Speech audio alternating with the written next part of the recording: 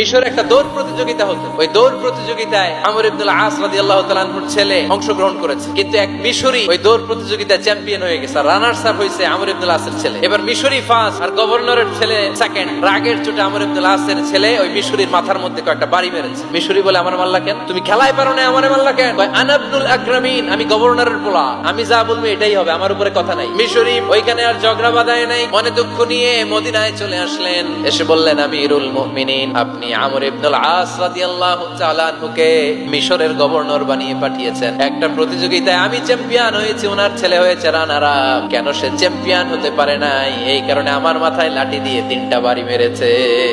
ওমর ফারুক বললেন, তাই আগামী বছরের অমুক তারিখ আমি সব গভর্নরদেরকে ডেকে হিসাব নিতে, ওই দিন তুই থাকবি। ওই দিন 7 রাজ্য থেকে 7 গভর্নর হাজির, গভর্নরদের ছেলেরাও হাজির, মিশরীয় হাজির। 7 গভর্নরের কাছ থেকে 7 এলাকার খোঁজ খবর নেয়ার পরে ওমরে ফারুক বললেন, আইনাল মিসরি, মিশরি লোকটা কই, এদিকে আয়। মিশরি সামনে আসার পরে বলল, আমর ইবনুল আস, তুমি মিশরের গভর্নর, তোমার ছেলে সহ তুমি আসো। আমর ইবনুল আস এসে সামনে বসে রইলেন। এবার বললেন, ও আমর ইবনুল আসের ছেলে, তুমি নাকি ইবনুল আকরামিন গভর্নরের ছেলে, তুমি যা বলবা মিশরে নাকি তাই হবে, তোমার নাকি অনেক দাপট। নিজে একটা লাঠি এনে মিশরীর হাতে দিয়ে বলল, এবার তোর মাথায় যতটা মারছে তুই ততটা গুনে গুনে মার, আমি দেখবো। আমর ইবনুল আস দেখবে, আমর ইবনুল আসের ছেলেরে তুই এখানে মার। সে বলতেছে, থাক, আপনি বলছেন এতেই যথেষ্ট, মারা লাগবে না, আমি মাফ করে দিলাম। ওমরে ফারুক বলল, খবরদার, মার, মার ওর মাথার মধ্যে। মিশরী ওমরে ফারুকের ধমক শুনে ভয়ে ভয়ে 3টা বাড়ি মারলো। এই বাড়ি মারা দেখেও ওমরে ফারুকের হৃদয় ঠান্ডা হয় নাই। লজ্জায় আমর ইবনুল আস, বয়স হয়ে গিয়েছে, সাহাবা, মাথা তখন টাক, মাথায় চুল নাই, লজ্জায় মাথাটা হেড হয়ে মাথাটা নিচু করে রেখেছে।